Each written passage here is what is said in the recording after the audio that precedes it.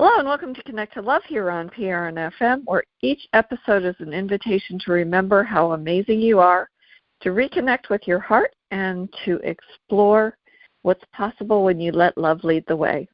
I'm Lisa LeRose, and I'm joined by my amazing co-host, Michael J. Russ. I want to say welcome to you, Michael, and I'm so excited to play with you in this field of unexplored adventures. Infinite possibilities, yes. Infinite possibilities. Yeah, we've been having so much fun, and I love re-listening to our episodes. We talked about sculpting our experience, which I have been really practicing. I've been practicing Sarah Lovejoy's One Command. I have been trusting and allowing things to flow into my world, and I know that you are too. You pay attention every day. Every day. Yep, and this is what's so much fun, to be able to have these conversations. I so appreciate them because they open up so many new doorways for me, and I just want to tell you how much I appreciate you and the insights that you share, because they are golden nuggets of wisdom to me, and I really love everything. I do absolutely. Yeah. So I have a question for you. When I say A is for ape, B is for bear, C is for camel, and Z is for, and you can complete the sentence, Z is for what? I know I'm throwing you a curveball. Oh, my God. Z is for what? Z is for, what would I use? What would I say with Z? Go ahead. No, go ahead. Z is for what? So if I said A is for ape, B is for bear, C is for camel, H is for hare, M is for mouse, R is for rat, Zebra. Z is for zebra, right? Because that's what I would expect you to say if I was listing a bunch of different animals. That would be my expectation. And we expect that the English alphabet has 26 letters. However, if you are Theodore Geisel, otherwise known as Dr. Seuss, who wrote a wonderful book on Beyond Zebra, guess what? In his world, there is no end to that alphabet. And I just want to read this because it is the perfect introduction to what we're going to be talking about. So he said, everything I know, everything anyone knows from beginning to end, from start to close, because Z is as far as the alphabet goes. And I said, you can stop if you want with the letter Z, because most people stop with the Z, but not me. In the places I go, there are things that I see that I never could spell if I stopped with the Z. I'm telling you this because you're one of my friends. My alphabet starts where your alphabet ends. That's wonderful. And that is exactly what we're going to be talking about. That sums it up. I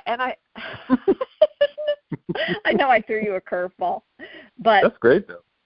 It's not what you expected, right? We are speaking about today something that is well beyond expectations, and that's what I asked Michael. I said, can we please explore this idea of going beyond expectations and what lies in that realm? And so when I was thinking about this, and I kind of had this thought yesterday, and I texted Michael and I said, what do you think about the idea of beyond expectations?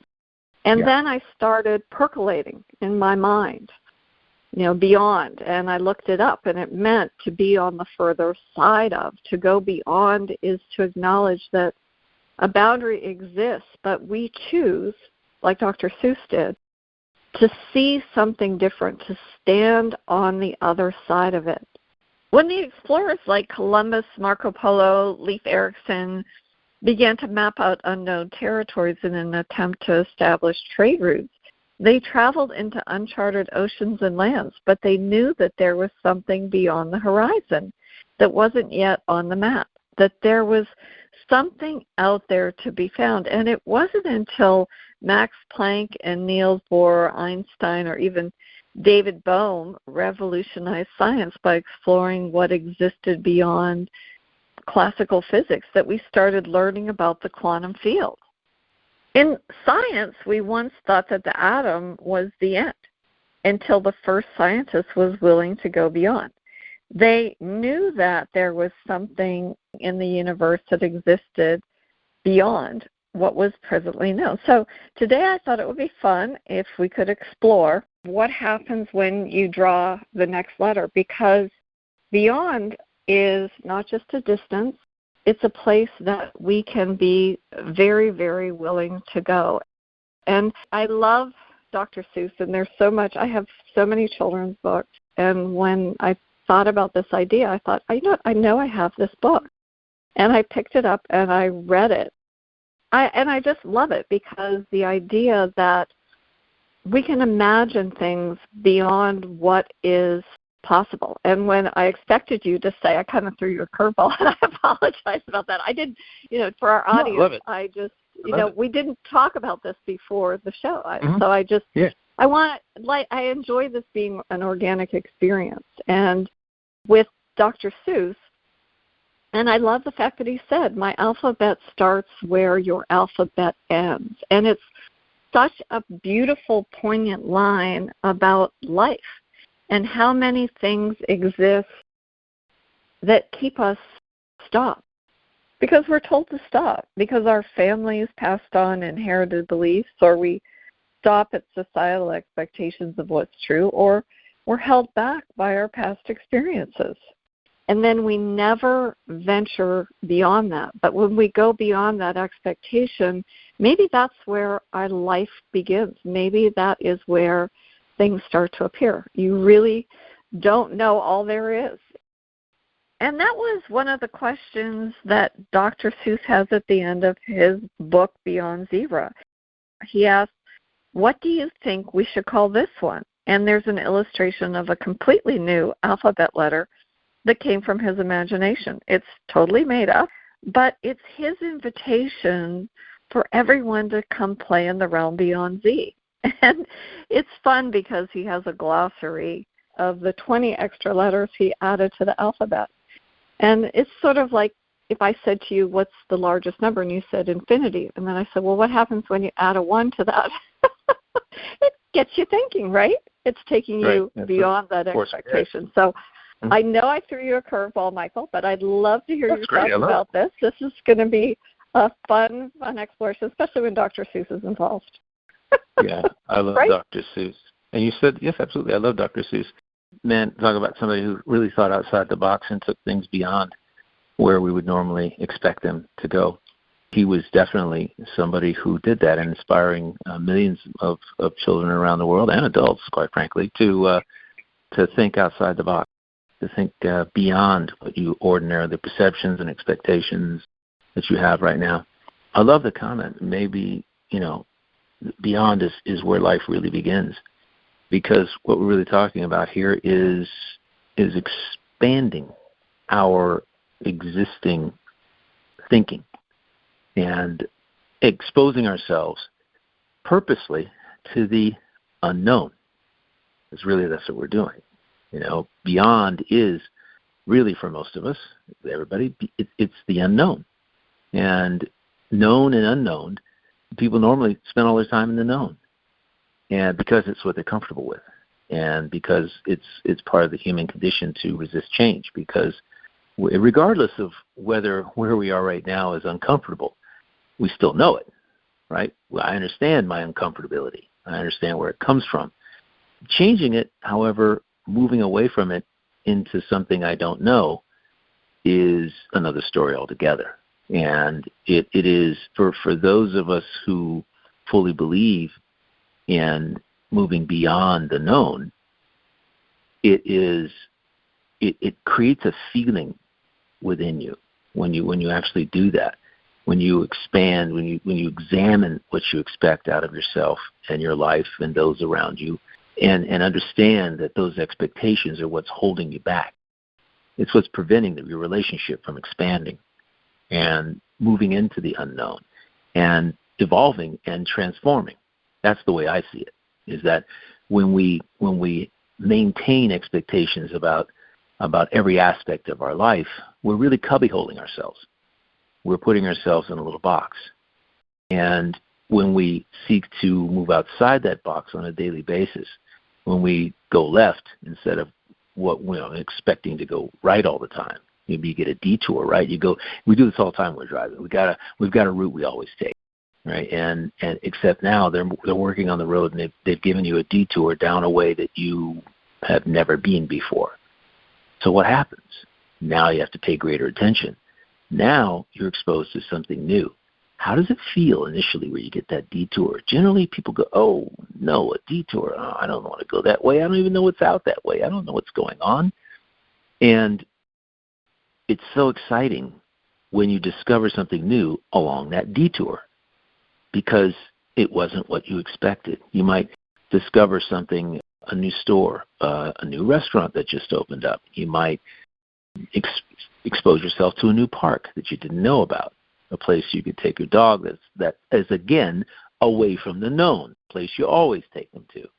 So these kind of things, and your kids too, by the way, to meet different people and put yourself in different situations. So there's a lot to unpack when it comes to expectations. Mm-hmm. And I'm loving the expansiveness of this conversation because of that. But, I had to begin to look at my expectations for everything.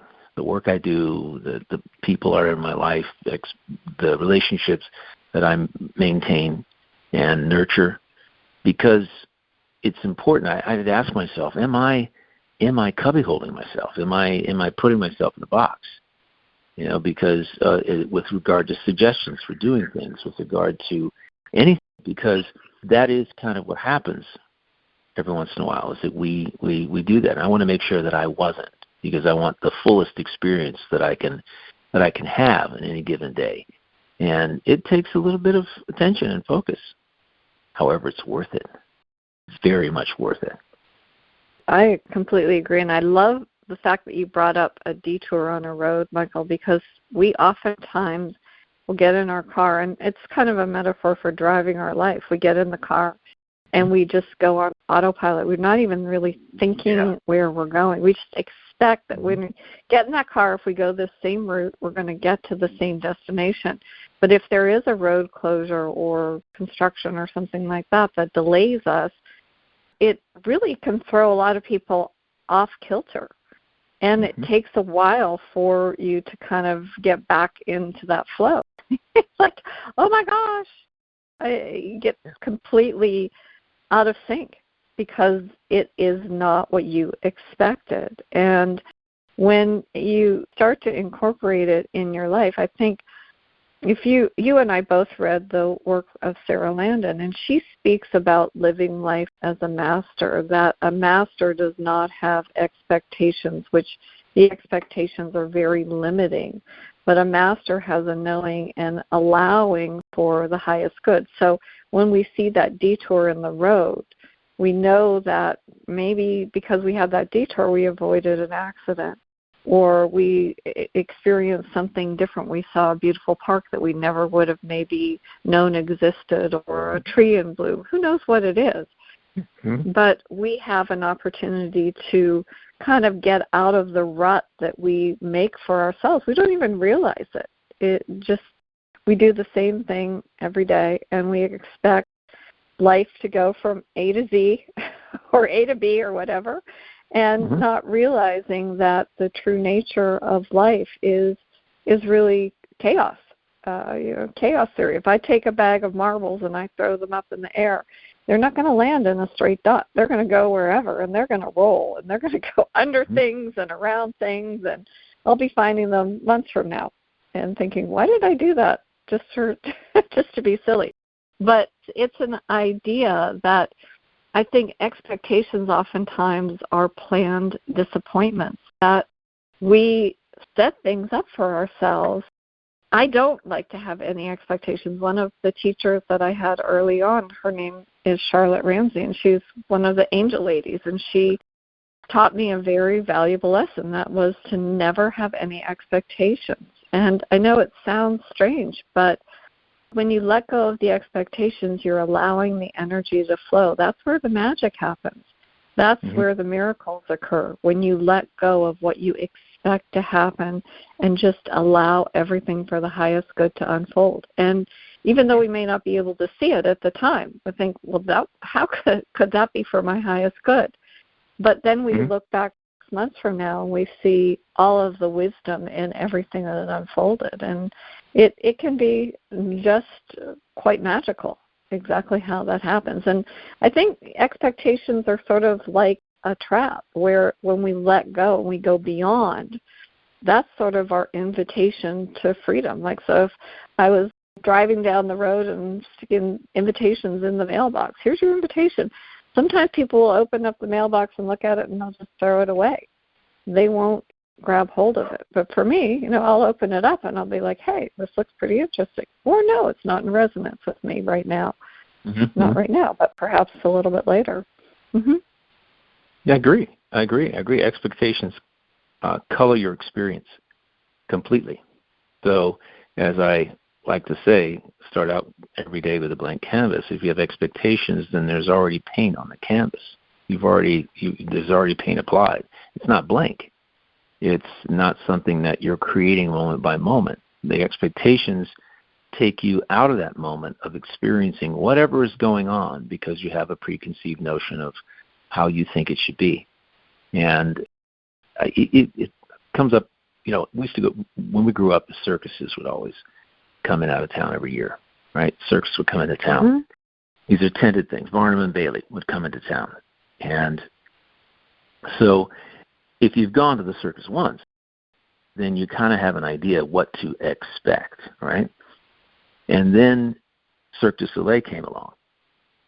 And when you put the word circus in there, Cirque du Soleil, Circus du Soleil, people had preconceived ideas of what they were going to expect. And they were totally blown on the water when it was completely different than what the expectations they had about it being a circus. It was in a tent, right? Great traveling tent, but they had no idea. And for the first time, it's like the first time you go, it's just a magical experience. I mean, it's magical every time, but the first time when you just seen it for the very first time, the acrobats and the comedian and the way the show's put together, and the fact that there's no real language used of any kind. They make up language for the show because they wanted it to appeal to everyone around the world. So they didn't want to have a specific language. So the language they created was just a bunch of gibberish, but it seemed to fit. That's right. You didn't get all caught up in what you expected to hear. It was so cool, the concept. And so that's kind of the way I look at life. It's you go down to the beach, the water's there, the sand is there. And if you draw up this massive expectation in your mind of the way you think it should be, like it's going to be deserted and it's not, there's tons of people on the beach. So it will color your experience because expectations lead to, they actually create perceptions about things. And the feelings and the thoughts and inner conversations and responses that you have ready to go, when you release your expectations, none of that applies. And so that's what I love about the idea of dropping expectations. It allows you to be free and to experience the moment as the moment and to allow the moment to guide you. It's really a magical way to live. That's the way I see it. And I would encourage our listeners to really just examine the expectations you have about every area of your life, because going beyond what you expect can pay huge dividends. It can be you can create a magical and miraculous experience out of something that you previously thought was simply going to be boring. Right. Because you expected it to be boring. And I'm so glad that you brought up Cirque du Soleil, because that is somebody's imagination come to life. And I've seen a lot of different Cirque du Soleil shows. The music is always incredible. You never know what to expect from the artists and the acrobats and just even the comic relief. I have a very funny story regarding a Cirque du Soleil that came to Pittsburgh, and it happened to be OVO. I always like to get seats pretty close in kind of the gallery so you can kind of you can see the artists' faces and, kind of connect in. And they always do sort of an intermission show kind of a thing where they have acrobats and jugglers and comedians that, as you said, they don't speak. It's sort of pantomime, and they come out to the audience. And oftentimes they will select somebody to come up on stage and be a participant. And I, watching them thinking, oh, they're going to pick that person. Well, guess what? They came and they picked me. And I thought, oh, my goodness, isn't this interesting? And next thing I know, I was up on stage and they put these beautiful wings on me. And the idea of OVO is it's sort of like a Bug's Life meets Fantasia. And it's just, it's whimsical and fun. And this bug started flirting with me and courting me. Well, I played along. I mean, it was like I'm up on stage and he's dancing with me, and then this really big beetle that was played by this woman, she started to get jealous of me. It was so funny because the bug wanted to dance with me, and I danced, and they played music, and I just played along, and I had a great time on stage, and it was lots and lots of fun. And I didn't know, it was not expected. It was completely unexpected out of the blue, and I had never seen the show before, so I didn't know anything about what was yet to unfold. And I was probably on there for 15 minutes, and I think my face was 10 shades of red.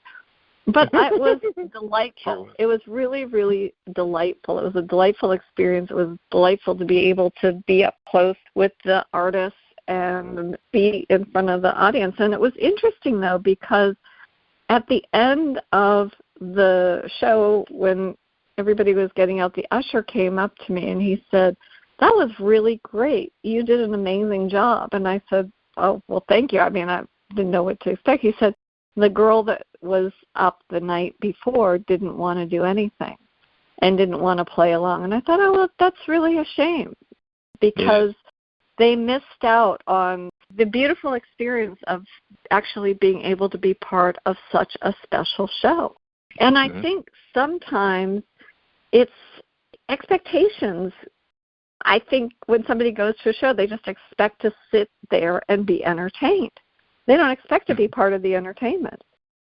Correct. I think sometimes when we have these expectations, they are really very limiting. They can become almost like a prison to us, that we expect that I was in a relationship like this and now I'm dating you and it's just going to be the exact same. And money is hard and people do this to me and they do that and this is just who I am, and you expect I know you've heard this on and on and on. I think a lot of times it's been programmed, and we live these scripts that we're not even conscious that we are in them. Do you know what, though? It made that show so special. It's always will be an extra special memory and a time in my life that I will always cherish. And knowing that people in the audience took delight in what I was doing and how I was interacting, that they found joy in it. That really, it meant a lot to me. It meant a lot to that man. And then when I was in the restroom afterwards, too, all these people, they thought that I was part of the show, and I said, no, exactly. no, I was not part of the show. I was just picked randomly. Yeah, I love it. No, listen, seriously, I love it. I think that experience is spot on in terms of explaining how you work through, how you process the unexpected. And you didn't expect to be picked, but you just rolled with it, and it's an amazing way to live. It really, really is. To see the detour sign and ask yourself, okay, I wonder what new thing I'm going to be exposed to, because nothing's random, right? Nothing. I mean, everything's random. Just apologize.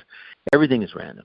There's nothing is set in stone, And so when you turn down that detour, you take that detour, you're gonna some wonderful things are going to happen. I was pulled up on stage for in front of a crowd like that here in Panama City Beach, in Panama City, it was a gentleman who, I forgot the name of what this gentleman would be, not an illusionist, but he is somebody who can, what's the name of somebody who can tell you what you're thinking? A mentalist. Tell you. That's right. Okay, yeah, there we go. Uh-huh. That escaped me for the moment. But I was pulled up on stage with this famous mentalist here, and he went through this process, asked me some questions about this and then that, and based on my answers, he went there and did this and did that. And what was insane about it, I loved it, is that everything he was moving towards, with my answers that he had never had a conversation with me, it worked out to be exactly the way he said. I'm sitting there going, wait a minute, wow. Hold on a second. I mean, yeah, and he's picking somebody in the audience, yeah, do that, what's this and that. I mean, it's just, you're looking at this, something in the envelope at the end, and it's exactly what it is. It's just a mode, it's a way of thinking that is so far out of the box that most people can't even relate to it. And those people who are really good at being a mentalist and understanding and reading people and reading information lead a completely different life than what we all live. But we can live very similarly. We can live very similarly. When we get up in the morning, let's turn into some practicality. When we get up in the morning, I would ask our audience, what expectations do you have about your day? Right? If it's a weekday and you actually go to work in some way, what are the expectations that you harbor about when you get up, what you do before work, going to work, being at work, based on what you know that needs to be done that day? And then in the evening, when you're done with work and before bed, what expectations? I mean, talking about rooted expectations, because we all, at some particular point in time, have had, as many as you now, rooted expectations. These things that are like engraved in stone. I'm going to get up, I'm going to get the kids up, and then I'm going to get myself together, then I'm going to prepare breakfasts and lunches, and I'm going to make sure that they get the bus if you got kids. There's all these expectations. And the question I have is, what would happen if you you stepped out of that known situation and did something completely unknown? Maybe you changed the way that you got the kids out of their sleep, or you had a different breakfast, or you walked them to the bus stop instead of saying goodbye and they went to the bus stop on their own, or you drove them to work that day, drove them to school that day. I mean, there's all kinds of things that can go on, or maybe you plan something different in the evening other than what you would expect to do on that day. And I'm not changing your life completely based on making different choices, allowing for infinity to pop in when you make a choice different than what you would expect to have made, or that you expect to make every single day. In a relationship situation, I think Glenn Brooks had, the founder of Vibrant Living, and we made we had these conversations galore, and a lot of it was along these lines of expectations, what you expect, being in the known, looking at the unknown, stepping into the unknown as much as possible. As much as possible. You want to live a whole life, a full life. Make sure that you're stepping into the unknown as much as possible, and without expectations of what you might find, what you might discover. Because I love that. It opens doors that you wouldn't otherwise expect. I mean, let's put it this way. When my girlfriend and I, we have this favorite place that we go to. We go to this bar and have dinner, and we share a cocktail and we have a glass of wine. And it's a great place. The food is awesome, and the people there are stellar. We know the managers, and they know us, and the bartenders. And it's nice to go to a place where you're comfortable. Well, I will tell you that half the time, it's completely full. And if it's completely full, we make a new choice. Where do you want to go? You go to this place or that place. And invariably when we do that, we go and we meet somebody who we would have never met had we simply gone to the first place, the first option, right? It's like, oh, I tell her, what's option B? Well, how about there? Or, what's option C? Well, not there. Well, let's go over there, And that's really the way that we don't have any expectations about being able to get in. We just know that if we can, we can. If we can't, don't worry about it. There's other places to go, and we meet other people as a result. And it's I've seen people get really upset in the past about having their sights set on one thing and only one thing, and they go ballistic. They go out of their minds when that one thing isn't realized. And I look at them and go, what are you doing? It's like they're having this huge fit of negativity over having expectations so high that when anything shifted within that model, that construct, they couldn't deal with it. Mm-hmm. They got so upset at themselves, and they started blaming and doing this whole victim dance. And I was blown away by it. And when I see it, and I see it a lot, people have, why can't I get in here? Why wait a minute. Maybe you're supposed to be somewhere else. Maybe you're supposed to do something different. Maybe your angels and guides are closing the door here so that you will expand your horizons, because your soul's experience is tied to something different than this, and it's an amazing way to live. We go around and do that wherever we go. We go find a place.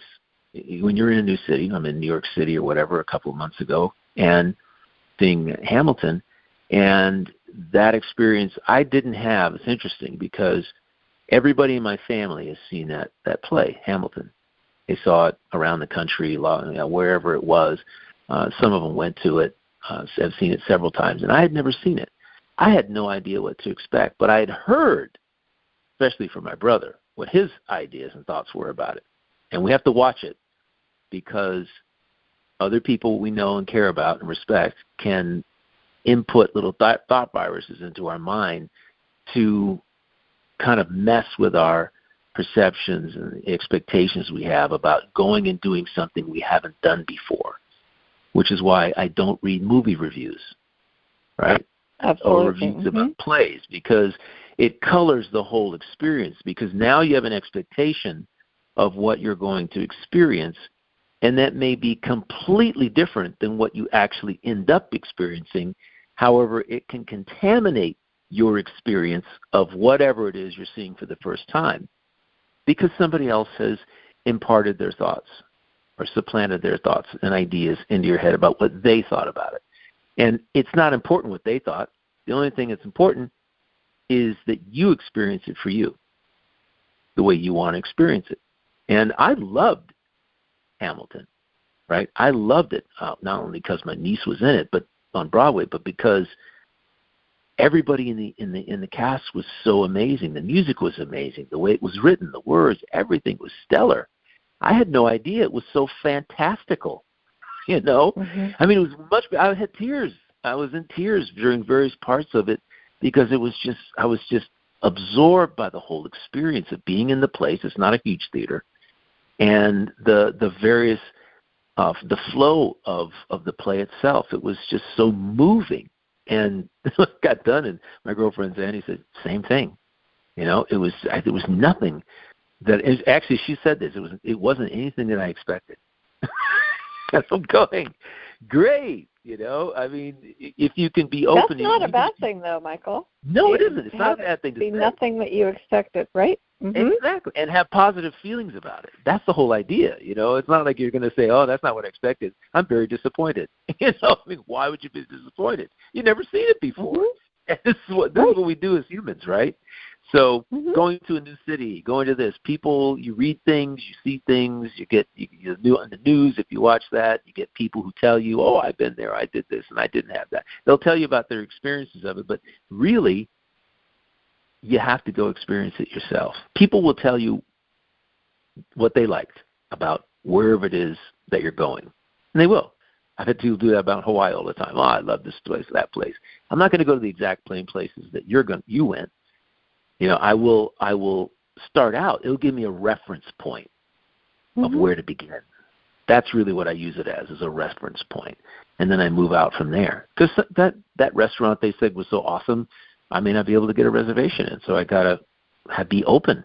And that's really what I'm talking about, is being open to new experiences, open to the unknown, without expectations of what you think you're going to experience.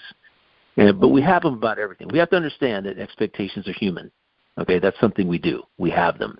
It's just a matter of how we manage our own expectations that I believe we're talking about. And in my view, is expanding them and being open to moving beyond them in a way that brings a richness to your life and life experience and yourself, actually, how it enriches yourself to leave the known expectations and just drop them and then go beyond what you would expect.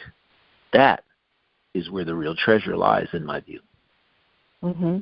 Absolutely. I love it. I love it. And there were so many things. So first of all, when you were speaking, I thought of Buzz Lightyear from Disney, going from infinity and beyond. From infinity and beyond. To infinity and beyond. And even when that movie came out, it was so unique and so different. And it delighted children and adults of all ages. It was just that special. And I think that any parent that took their kid and thought, well, this is just a kid's movie, never expected to enjoy it as much as they did. And I think that there's a lot of entertainment that is like that, and a lot of life is like that. And I know a lot of individuals will put together a vision board and they expect it to happen like the way that they want it to unfold. And when it doesn't, they get frustrated, rather than when they create it, they say, when they're done, bring me this or something better. Because beyond those expectations could be something way better than what you could imagine, that the universe is just waiting to bring you.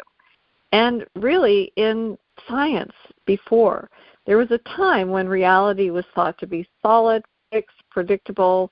You're going to take something and put it from A to B, not realizing that there were all these other points beyond what we saw. And then quantum physics came along, and suddenly we understood things like the observer effect, that our observations mattered and made an impact. And Dr. Bruce Lipton, who wrote the book The Biology of Belief, spoke about that a lot. He was a pioneer in the field of epigenetics.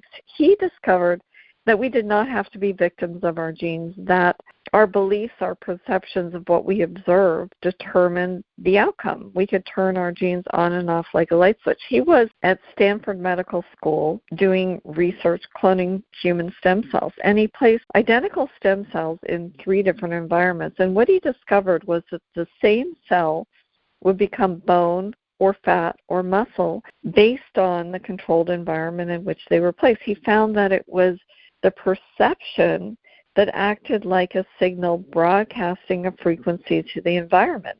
It was our thoughts that act like tuning forks that resonate with things in that environment. So if our expectation is illness, lack, or limitation, our biology follows suit. To go beyond that, we have to change the environmental signal of our beliefs. So that's why our subconscious thoughts are so important. And when we go beyond that realm of habitual identity into the realm of infinite possibilities, amazing new outcomes become available. That's really what it is. We don't want to just live that same life. We are all here to experience a magnificent journey from point A to point B, whenever that end point is that we choose to transcend this life experience.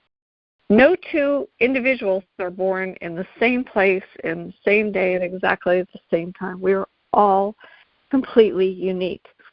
And we need to recognize that we have that ability, each one of us, to go beyond whatever pre-programming we were coming in here, whatever family, and create the life that we want. It's just for our choice. And I love to travel where I just will rent a car, and I'll have a guidebook. I'll have a general idea of where I want to go. And when I went to Costa Rica the first time, I went with a bunch of travel agents, and it was an eco tour. And the next time when I came back, I went with my friends and my boyfriend, and we rented a car, and I knew generally places that I wanted to share with them.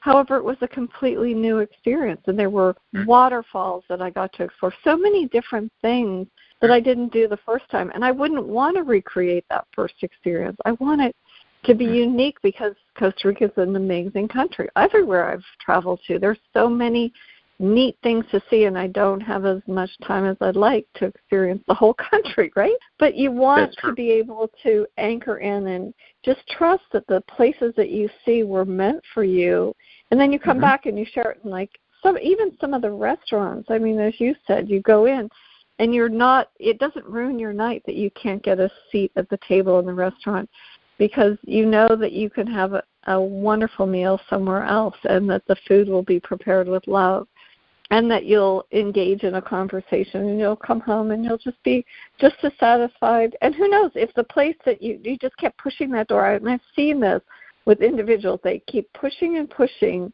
to get the one thing that they think they have to have, and then they'll go into that restaurant and they'll be seated and it'll be the worst meal of their life. And then they'll wish they hadn't gone. And you think, well, if you would have just let go and allowed the flow, you may have had the most fabulous meal somewhere else. Yeah, that's so true. The thing that came to mind while you were talking here is, especially about travel and stuff, is I wrote down 2 words: get lost. Get lost. People are afraid to get lost. They want to be on a tour with somebody guiding them to this place and that place and the other place, and you have so much time to spend in this place or that place that you go. And I don't take tours, really, unless I'm going to a country that I really need to take a tour because there are some other aspects involved with regard to safety or where I should or shouldn't go that I really need to pay attention to. And even then, there's still some opportunity to get lost. But getting lost is a big part of life. A lot of people can't deal with that, about getting lost. And I'll tell you this little story. I just came back from Sacramento. We laid my mother to rest and had a wonderful celebration. And on Tuesday, the day after we did that, we were looking to have lunch somewhere, Fanny and I, and had a rental car. And I'd lived in this town for 28 years. I'd lived in Sacramento, California for 28 years. But I'd been gone for 24. And every place I went that I thought there was a good restaurant that she would like and enjoy, based on expectations of that it would be there, wasn't there. It was closed. It was gone. It morphed into something different. And I'm like, what the heck? I was driving around. I started in downtown and then went up to another area of town, up a little bit north, and then I went across town, and everything, I couldn't recognize a thing, right? And I said, all right, here's what I'm going to do. I'm going to head back downtown again, because what had occurred, there had been a transformation over the last 24 years, especially during COVID. There had been a transformation, and the transformation away from COVID, the transformation is that people had moved out to the suburbs. So a lot of the places that we used to go, the people who supported them were no longer there. They were not going to come back once they went back to the suburbs, right? They weren't going to come back downtown or come back to Midtown unless they lived there. And in some places, there weren't enough people to keep a place open. So a lot of places had closed. And COVID then again put the nail in the coffin by, limiting business to the point where they had to.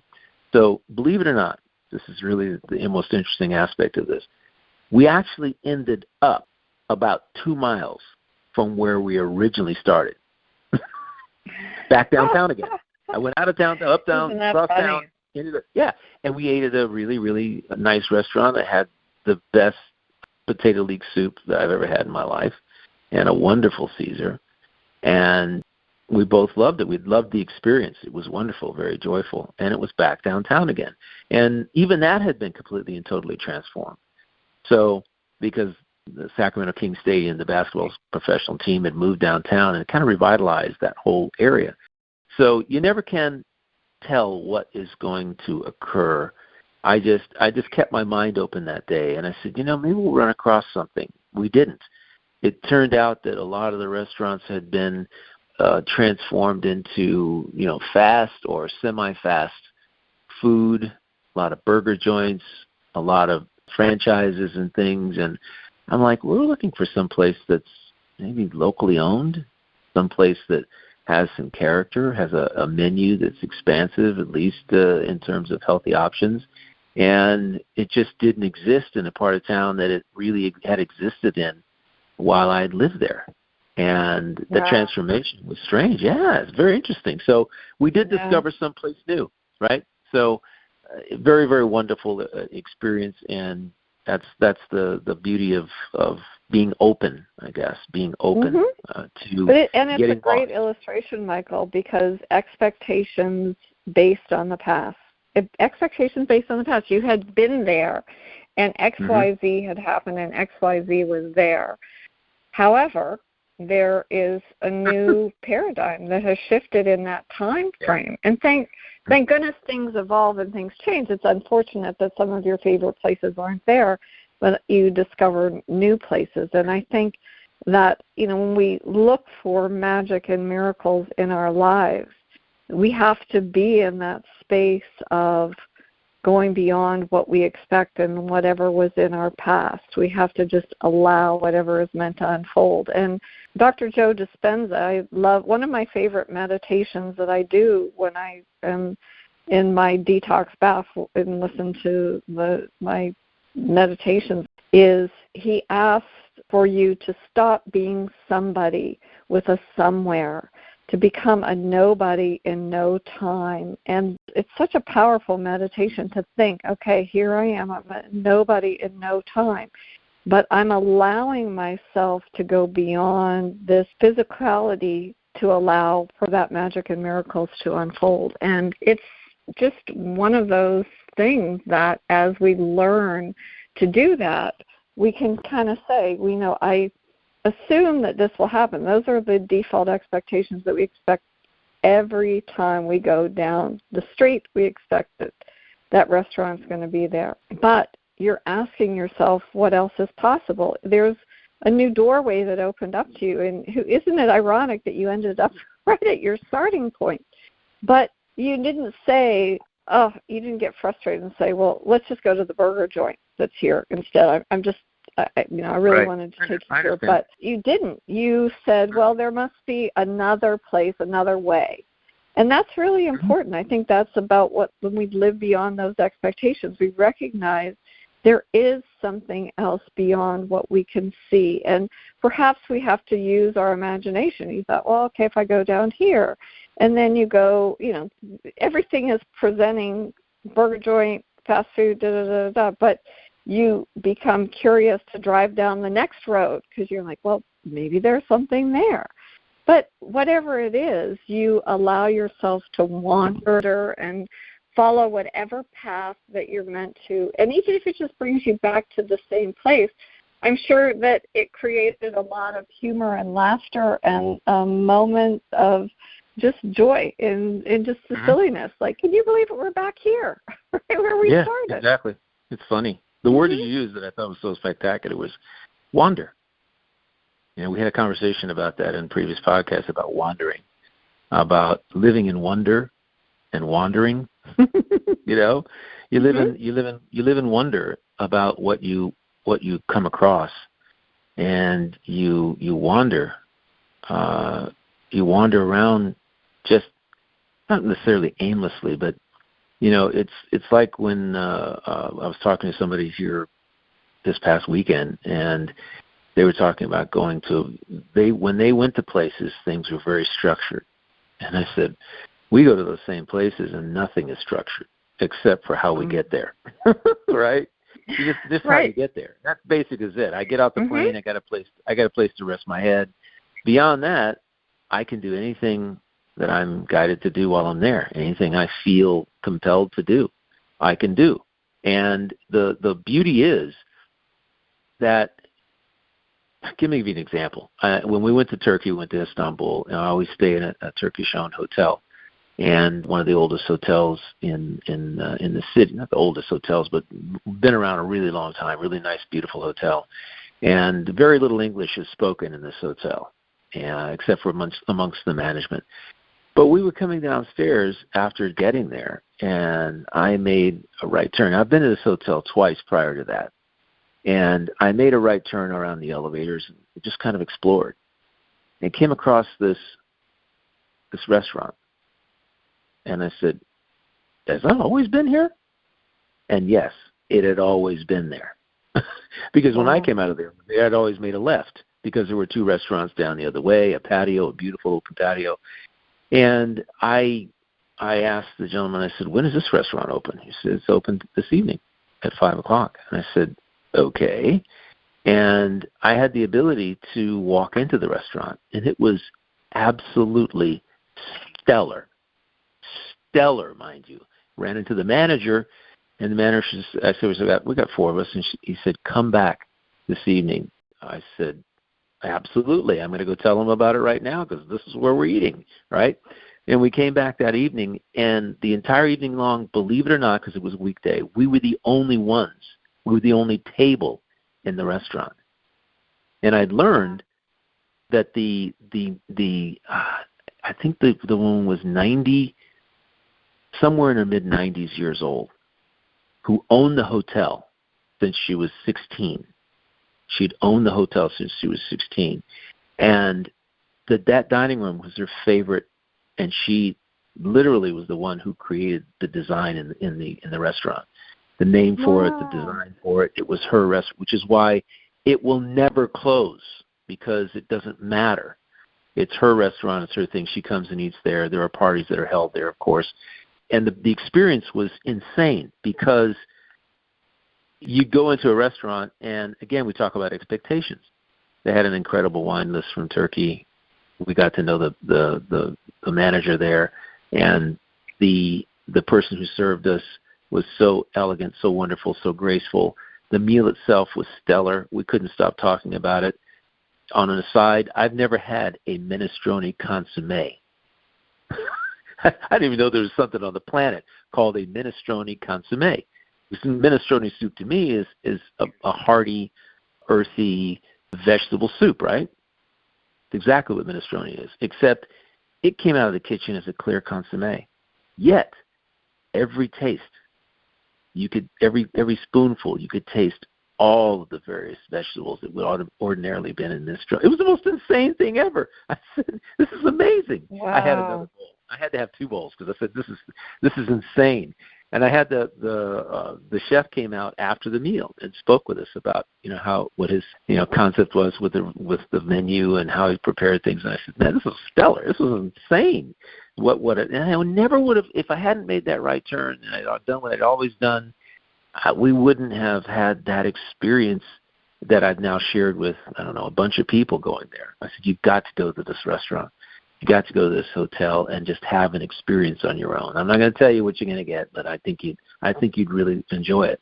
But do something different instead of going to an American hotel and having American fare, and it's something similar to what you would have in the United States, because that's what people do. I know this. I expect to have.